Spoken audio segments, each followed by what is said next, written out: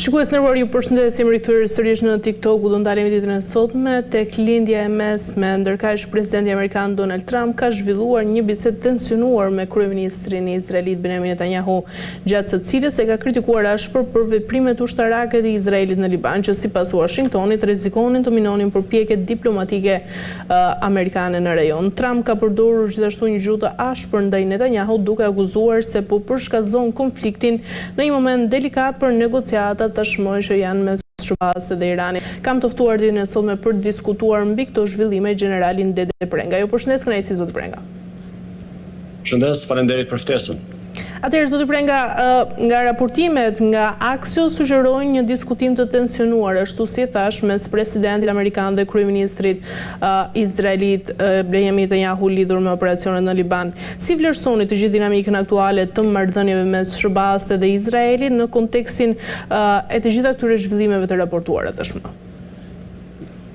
Mbështetur në kërcënimet që pala iraniane bëri, sidomos delegacioni për të ulur në tavolinën e negociatave me ndërmjetësimin e Pakistanit dhe të Katarit, solli si shkak ndërhyrjen e Izraelit dhe luftën që po zhvillon në Liban, dhe detyrimisht që përgjegjësia dhe barra në këtë rast do t'i takonte dikujt. Për të mos e mbajtur vetë Shtetet e Bashkuara të Amerikës, në një farë mënyrë u desh ndërhyrja e presidentit Trump për të shkarkuar gjithë të barë përgjegjësie me ato çfarë ju thatë nëpërmjet mediave të raportimeve që janë bërë, pasi komunikimi mes tyre ka qenë relativisht duke mos rritur etikën e komunikimit dhe jo shumë nivelin e diplomacisë në marrëdhëniet mes palëve dhe në bisedimet, pasi shpeshherë Izraeli dhe në veçanti kryeministri i Izraelit Netanyahu ka treguar që nuk është i prirur për të zhvilluar bisedimet, për të patur një armëpushim dhe për të nënshkruar në finalizim një marrëveshje paqe me afat kohor të përcaktuar. Dhe detyrimisht që pas saj dhe në mbështetje të plot ka qenë dhe mbetet Shtetet e Bashkuara të Amerikës, dhe kjo e bën që shpesh herë në vendimarrjet e tij dhe në aksionet luftarake që ndërmerr nga do e kudo në lindjen e mesme, kam bindjen që janë jashtë çdo lloj arsyetimi e çdo lloj vendimi që mund të marrë një lider, duke menduar se me këto vende ai është i dënuar të bashkëjetojë në përjetësi. Pra, pavarësisht liderit të sotëm kush është, Izraeli dhe gjitha vendet e tjera të lindjes së mesme janë të dënuara të bashkëjetojnë dhe të zhvillojnë jetën dhe aktivitetin e veprimtarinë e tyre në marrëdhënie relativisht do thosha të ngushta dhe jo në armiqësi të plotë, sepse është e pamundur që të qëndrohet gjatë gjithë kohës se të organizohet jeta e qytetarëve në të gjitha nivelet 24 në shtat, në qoftë se do t'jesh i kërcënuar, në qoftë se do t'jesh i sulmuar, në qoftë se të tjerët do t'i sulmosh, natyrisht që do të presish të njëjtën mënyrë reagimi. Fuqia e saj ndoshta nuk është në nivelet e përgatitjes dhe të zhvillimit në aspektin diapozitivit ushtarak të Izraelit, por me atë kapacitet që kanë dhe përgatitjet që mund të pasojnë në vite, do të bëjnë që Izraeli dhe gjithë qytetarët e Izraelit dhe udhëheqësit të mos e bëjnë jetën e qetë dhe normale, në qoftë se do të kërcënojnë dhe do të sulmojnë pa shkak vendet e tjera. Kjo ka bërë, për ta finalizuar, ka bërë që presidenti Trump të flasë me një gjuhë të drujt, të ashpër e ndoshta jashtë çdo lloj etike komunikimi me kryeministrin e Izraelit, i cili për të thënë të drejtën, përpara se të niste konflikti, ai ishte në një konflikt të brendshëm me opozitën dhe mund, siç ai ka thënë, e ka përcaktuar dhe ja ka përsëritur, mund të përfundonte edhe për ndjekje penale për korrupsionin galopant dhe gjithë veprimtarinë e antiligjshme që ka bërë në Izrael gjatë udhëheqjes së drejtimit si kryeministër. Zoti Prenga, në këtë tonë pra që janë përdorur mes të dy liderëve, sa e zakonshme është që tensionet politike të përkthehen në komunikime direkte kaq të forta mes liderëve shtetëror? Kjo nuk është shumë e zakonshme dhe nuk duhet të jetë normale, gjykoj unë, por në disa momente të caktuara, kur pala tjetër në bisedim apo partneri i cili do qoftë ky edhe president apo kryeministër, nëse nuk e di se ku e ka dhe çfarë i takon vendi që duhet të mbajë në bazë të përgjegjësisë dhe të vendit që drejton dhe të raportit të marrëdhënieve ndërkombëtare, qofshin këto edhe kur janë shumë miqësore, atëherë detyrimisht që me një mënyrë komunikimi jo shumë normale, jo shumë praktike, jo shumë diplomatike, do t'i tregohet vendi duke përdorur nganjëherë edhe fjalor e intonacion jo shumë të përshtatshëm. Por kjo unë nuk do ta quaja normale në punën dhe bashkëpunimin mes dy liderëve, pasi ata janë të zgjedhurit që do drejtojnë një vend dhe vazhdojnë të drejtojnë këtë vend dhe presupozohet që të jenë njerëzit më të spikatur në të gjitha llojet e fushave për të qenë brillant në atë të marrëdhënieve një ndërnjerëzore dhe të komunikimit diplomatik. E qartë. Zoti Pre, nga ana tjetër, diskutimi mes dy palëve lidhet sigurisht me shqetësimet për shkallëzimin e situatës në Liban, por sigurisht edhe ndikimin e saj në rajon. Mendoni se po shohim një divergjencë në gjithë qasjen strategjike pra mes Shteteve të Bashkuara të Amerikës dhe Tel Avivit për menaxhimin e këtij konflikti? Detyrimisht që lufta dhe gjithçka tjetër që nga momenti kur ka filluar na ka treguar që gjërat nuk kanë vajtur ashtu siç janë planifikuar dhe përrjedhoj kur të vijë rasti dhe momenti që të analizohet situata, të analizohen çfarë është bërë mirë dhe jo mirë dhe të vijë ai momenti për të përshkruar mësimet e nxjerra, jam i bindur që do të ketë shumë problematika të cilat do kenë nevojë për të riparuar duke filluar deri në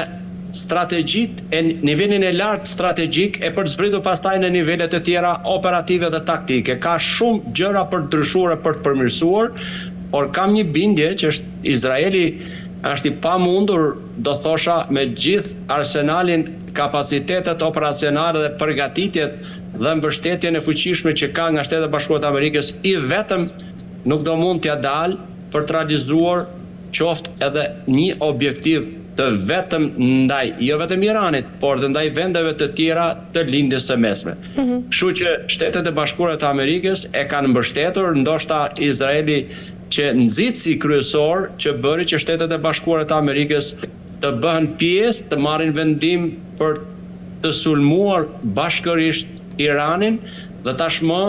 nga 28 shkurtër deri ditës sot me luftimet janë zhvilluar, me goditjet dhe reagimet e Iranit, por edhe me armë pushimin e brisht, i cili është thyer çdo ditë shkelur, kam bindjen që nuk do donte edhe vetë Shtetet e Bashkuara të Amerikës të ishin në këtë situatë që janë, dhe detyrimisht ata do kërkojnë dhe me çdo kusht do të ndëshkojnë ndaj Izraelin, nëse ai do të prish e do të ndikojë në aspektin e uljes në tavolinë e negociatave të delegacionit iranian për të mbyllur këtë situatë të krijuar, ndoshta po të analizonin edhe më herët pas zhvillimeve që kanë ndodhur atje, mase nuk do të ishte vendimi më i mirë i mundshëm. E qartë. Zoti Pre, nga ana tjetër, sipas burimeve të cituara, SBA kanë shprehur shqetësimin për ndikimin e operacioneve ushtarake në negociatat që po zhvillohen tashmë me Iranin. Në çfarë mase mund të ndikojnë të gjitha këto zhvillime ushtarake në proceset diplomatike që do të kemi në vazhdim mes këtyre dy vendeve? Unë mendoj se kemi dy nivele të ndikimit të aspektit ushtarak dhe të veprimtarisë operacionale që zhvillohet ndaj Iranit. Së pari është pjesa e jashtme që është Izraeli dhe Shtetet e Bashkuara të Amerikës dhe nëpërmjet goditjes në Liban, por dhe nëpërmjet goditjeve që ka organizuar her pas here Shtetet e Bashkuara të Amerikës të argumentuar dhe të ilustruar me shembullin që ne po mbrojmë vetveten dhe ka goditur diapozitiva ushtarake brenda Iranit, edhe pjesa tjetër është niveli i dytë dhe edhe ai është jo për të nënvlerësuar, por është i rëndësishëm, reagimi dhe ndikimi i jashtëzakonshëm që kanë udhëheqësit e Gardës Revolucionare në drejtim të delegacionit iranian që kryesohet nga kryetari i parlamentit dhe gjithë përbërja e tij, pasi ata janë nën presion të dy anshëm. Së pari nën presionin se çfarë e si do të bisedojnë, e cilat do të jenë negociatat për të përmbyllur e finalizuar me një marrëveshje me Shtetet e Bashkuara të Amerikës me ndërmjetësimin e Pakistanit dhe të Katarit, dhe së dyti janë nën presionin e Gardës Revolucionare të kushteve dhe kritereve që ata nuk ju lëshojnë pe dhe u thonë ju do të bëni këtë që themi ne. Unë nuk kam qenë dhe nuk jam pjesë e tyre, por hamendsoj që presioni dhe trysnia e tyre është jashtëzakonisht e madhe në të dyja nivelet. Shpresojmë dhe urojmë që edhe Garda Revolucionare tashmë ta kuptoj që nuk ka asgjë për të fituar, por vetëm për të humbur në aspektin strategjik, në aspektin e mbrojtjes të sigurisë dhe mbi gjitha në aspektin ekonomik të qytetarëve iranian. Ku ata janë dhe mbetën përgjegjës, se nuk kanë që duan një vend i cili do të jetë në mjerim pasi të nënshkruhet një marrëveshje paqe, qoftë dhe kjo e përkohshme. Detyrimisht që kjo është faza e fundit, do thosha, por që jo e lehtë për Iranin dhe udhëheqësin e këtij vendi ose regjimin e këtij vendi me nënkryer Gardën Revolucionare, ku protestat dhe problemet për arsye të nivelit ekonomik dhe të nivelit jetesës të popullsisë në Iran, kam frikë se do të jetë faza e brendshme ku do të shpërthejnë dhe do të vjen të detyruar të përplasen me situatën atje, por ndoshta ajo do të shkojë deri në ato nivele dhe kjo shpreson shumë që regjimi mund të bjerë në ndikimet e brendshme dhe zhvillimet e brendshme të pritshme atje. Shërzuar nga ana tjetër, sa vendimtare është ndërhyrja politike në ndryshimin e vendimeve ushtarake në Koreale, pasi raportimet sugjerojnë se disa operacione të planifikuara mund të jenë pezulluar pas ndërhyrjes së palës amerikane. Gjithmonë vendimi është politik. Pra, nëse nuk ka një dakordsim apo një linjë politike që merr vendimet, atëherë pjesa ushtarake është e përgatitur, është aty për të përballuar e për të përgjigjur çdo lloj situate, por asnjëherë nuk vepron nëse nuk është dakordësia politike dhe vendimi në nivel politik. Detyrimisht që edhe këta të ndikuar pastaj nga informacionet dhe zhvillimet e situatave dhe përfundimet e propozimeve që paraqesin ekspertët ushtarak, shpesh herë detyrohen që pala ose niveli politik i vendimmarrës të ndryshojë nga vendimet e mëparshme dhe të marrë një vendim i cili është argumentuar, është arsyetuar që është shumë më i mirë se sa ai vendimi i mëparshëm që nuk i është përgjigjur ashtu si duhet dhe siç parashikohej situatave dhe zhvillimit të tyre në tërësi. Shërzuar nga ana tjetër, çfarë tregon kjo për gjithë gjendjen aktuale të koordinimit brenda aleancave kryesore në lindjen e mesme? Pra, nëse konfirmohen detajet e raportuara, bëhet sigurisht fjalë për një episod me ndjeshmëri të lartë diplomatike. Zhvillimet diplomatike i paraprin çdo lloj vendimmarrje, çdo lloj situate, cila do qoftë ajo. Ne urojmë dhe shpresojmë zhvillimet e bashkëpunimit dhe të marrëdhënieve të qëndrueshme dhe në interes të paqes e sigurisë për çdo vend, por nganjëherë për fat të keq përdoren ose konsumohen të gjitha format dhe metodat diplomatike të komunikimit dhe pala tjetër që e ke partner në bisedë, cili do qoftë ky apo cili do qoftë grupi, nuk mund të reagojnë, sepse nuk kanë lirshmërinë në aspektin politik të vendit nga ku ka ndalë kjo pjesë e diplomacisë. Dhe detyrimisht atëherë zhvillimet janë delikate, vendimet janë të papritura, gjithçka reagimi është, si mund të themi, në më shumë jo i pritshëm, por kaotik, dhe në këtë formë arrim në përfundime të gabuara dhe përrjedhoj edhe në vendime të gabuara të cilat lënë gjurmë negative dhe pasoja të pashlyera, të cilat i paguajnë gjithmonë qytetarët në aspektin e mirë të fjalës, në aspektin qoftë me jetët e humbura që asnjëri se uron, por edhe në çdo lloj ndëshkimi, pasi këta janë dhe mbetën hallka e fundit e zëngjirit ku shkarkohet e gjithë përgjegjësia nga maja e piramidës së drejtimit që është pjesa politike për të vazhduar e kaluar në për të gjithë hallkat e tjera deri tek hallka e fundit që është qytetari i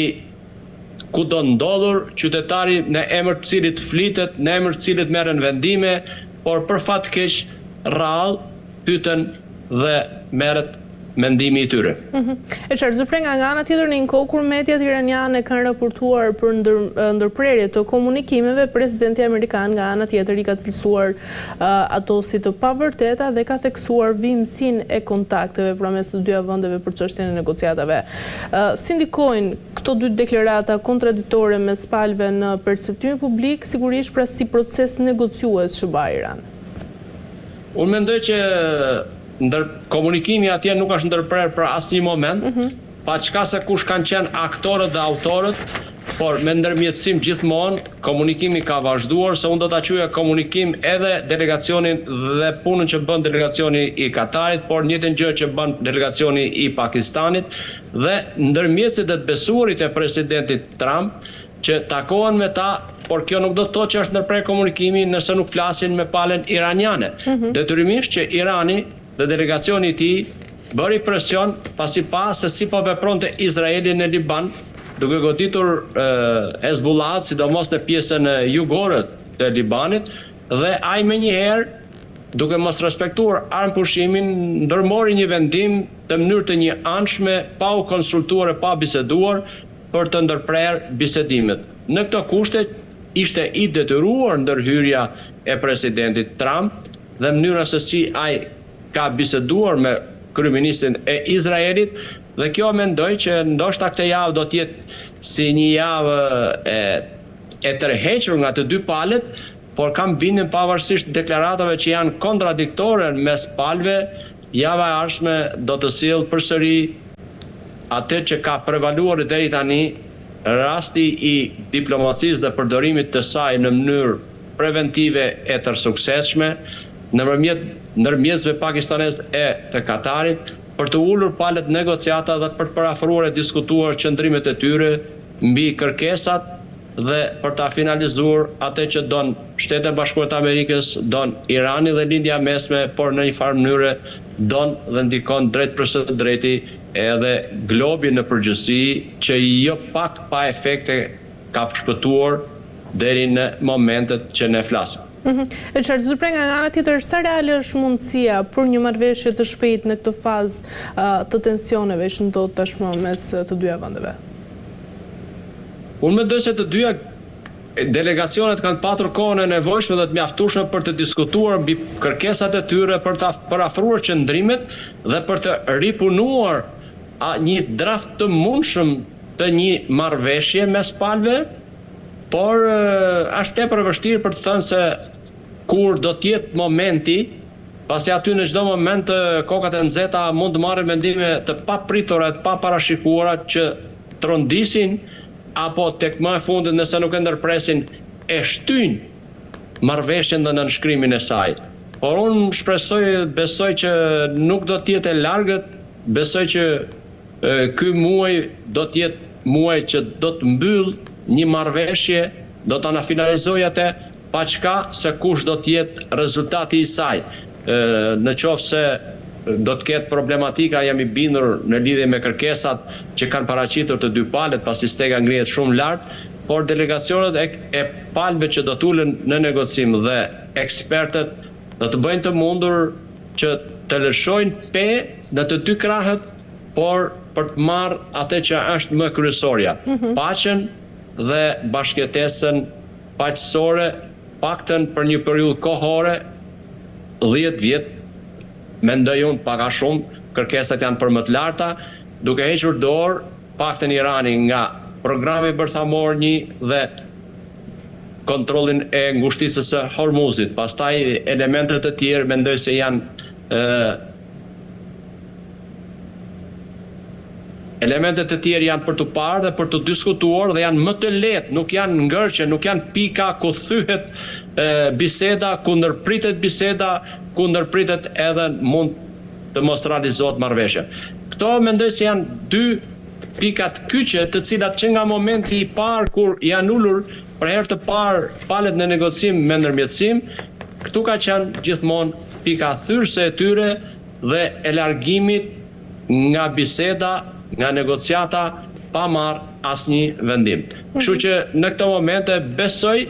unë që nuk do të jetë e largët dhe ky muaj besoj do të jetë muaj vendimtar për të krijuar mundësinë e për të ulur palët e bisedime me ndërmjetësim, për të parafruar qëndrimet, për të lëshuar diku e për të qëndruar strikt e të ashpër në disa pika që nuk mund të lëshohet. Në këto kushte mendoj se do të jetë fundi